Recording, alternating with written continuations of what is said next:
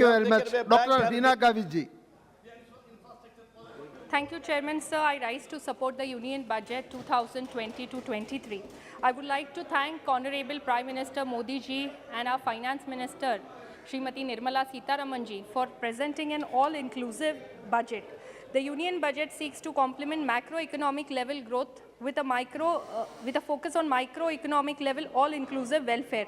Our government has tried to address the needs of each and everyone in the country, let it be those living in the rural areas, let it be those living in the cities, or those living in the borderline areas of the country. To start with, the Union Budget 22 is based on 4 pillars.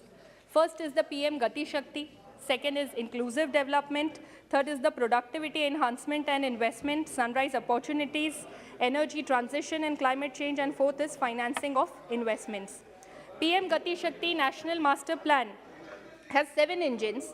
Under the road transport, government plans to expand the national highway network to up to 25,000 kilometers in 2022-23, for which rupees 20,000 crores will be mobilized. The government plans to establish multimodal logistic park at 4 locations through the public-private partnership model. 2,000 kilometers of railway network under indigenous technology will be expanded. One station, one product, which is a new concept, will help local businesses and supply chains. Sir, it is worthwhile to mention that India has Asia's largest rail network and world's second largest rail network, which means that this concept of one station, one product is going to benefit each and every part of the country. Wherever there is a railway station, this one station, one product scheme will be implemented. And by bringing this concept, the government is trying to help the local businesses to bring them in the mainstream line by bringing in this initiative. The government is also planning to develop for 400 new generation Vande Bharat trains, 100 cargo terminals, and 8 ropeway projects for 60 kilometers length. So the next pillar is the inclusive development. Inclusive development of farmers is one of the main priority areas of the government. As India has 70% of its population dependent on agriculture and allied activities for their livelihood, it is obvious that the focus of the government is going to be more on this agriculture sector. The government has announced the usage of Kisan drones as an all-purpose tool for farmers for crop assessment, digitization of land records, spraying of fertilizers and insecticides. Sir, as I'm a doctor myself and I represent a rural constituency, we come across lots of people who develop poisoning, who develop cancers because continuously they are in contact with those chemical fertilizers. Because of these Kisan drones, now our farmers will be protected from these kind of poisoning and cancers. And I thank on behalf of all the farmers to the government because this Kisan drone is going to be of much more help to the farmers. Sir, along with this, sir, being agriculture the largest sector in the country, it can prove to be a major source of employment to those who are living in the rural areas and also can help in developing entrepreneurship. Keeping this in mind, the government has focused on the agri-business and tried to support the rural and the agri-business startups by bringing in a fund with a blended capital under a co-investment model through NABARD in order to finance these agri-startups. This will definitely create many jobs for the people particularly living in the rural areas of the country. Rupees 2.37 lakh crore MSP will be directly transferred to the accounts of 1.63 crore farmers. The government has allocated funds for agroforestry for the scheduled caste and scheduled tribe farmers. This will definitely help in earning of the SC and ST farmers. Sir, when I travel in my Nandurbar parliamentary constituency, my constituency lies mostly in the hilly areas of Satpura and Sahyadri ranges. I see most of the tribal women carrying water from miles away in a bucket or something that we call as handa on their head and by their side.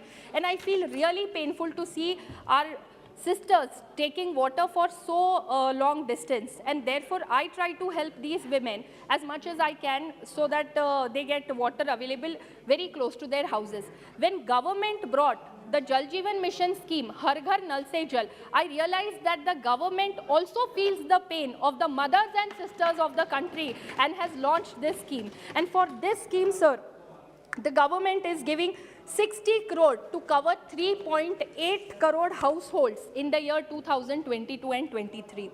Sir, Pradhan Mantri Awas Yojana ensures housing to all the poor, particularly those who do not have the Pakka houses.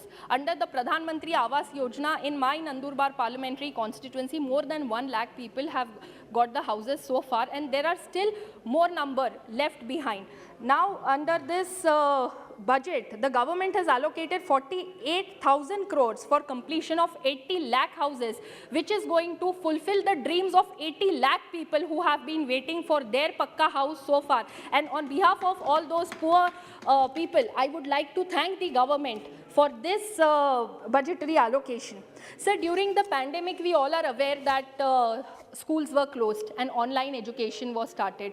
We are aware that in most of the rural areas, it was difficult to give online education to our children due to many hurdles. And therefore, lots of children had to face educational loss.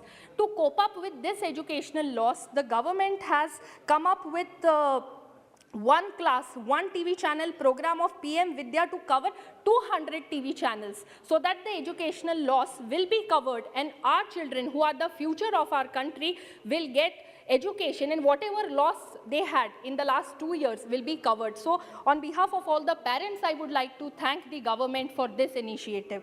Sir, also virtual labs, skill e-labs will be set up to promote critical thinking skills and simulated learning environment. Digital university for world-class education with personalized learning experience will be established. Skill training is also a very important sector, and we must appreciate the efforts that the government has put for empowering citizens to skill, reskill and upskill through online training by planning to launch Desh Stack e-portal. It is very important to give quality education to the people to ensure that they get good placements and job opportunities. Through this portal, it will be assured that quality training is given by the master trainers to the people in the most remotest parts of the country where it is difficult for the master trainers to reach. Sir, along with this, for women empowerment also, government plans integrated benefits to women and child through Mission Shakti, Mission Vatsalya, Saksham Anganwadi and Poshan 2.0. 2 lakh Anganwadis will be upgraded to Saksham Anganwadis. Sir, the National Family Health Survey 4 and National Family Health Survey 5 clearly shows the improvement in the child sex ratio, and this has been possible because of the initiative Beti Bachao, Beti Padhao of this government. Sir, in terms of strengthening initiatives towards achieving the climate targets voiced by Honorable Prime Minister Modi ji, the latest budget lays down significant provisions. Echoing the same, the Honorable Finance Minister stated, and I quote, "Risks of climate crisis are the strongest negative externalities that affect India and other countries," unquote. We all are witnessing the climate change effects. India being an agrarian country, the effects of climate change are affecting the agriculture sector. We are witnessing droughts, we are witnessing hailstorms, unseasonal rains, and extremes of temperatures. Therefore, this is the need of the hour to come up and start working on the green initiatives. This budget provides impetus to clean and green economy by increasing allocation of rupees 19,500 crores for PLI schemes for manufacturing of high-efficiency solar modules. Additionally, to promote the transition to electric vehicles, the government has announced a battery swapping policy as well as formulation of interoperability standards. The government has also announced the intention to complement public transport and clean technology as well as implement special mobility zones. 5 to 7% biomass pellets will also be co-fired in thermal power plant, which will result in reduction of carbon dioxide emission. This will also reduce stubble burning, dependence on coal, and consequently air pollution. Furthermore, sovereign green bonds will also be issued by mobilizing resources in green infrastructure. Last but not the least, rupees 2,217 crore has been allocated to combat air pollution in 42 urban cities with a population of over 1 million. Sir, aspirational district program, which was made for backward districts to improve the quality of life of citizens, has shown remarkable improvement in a very short span.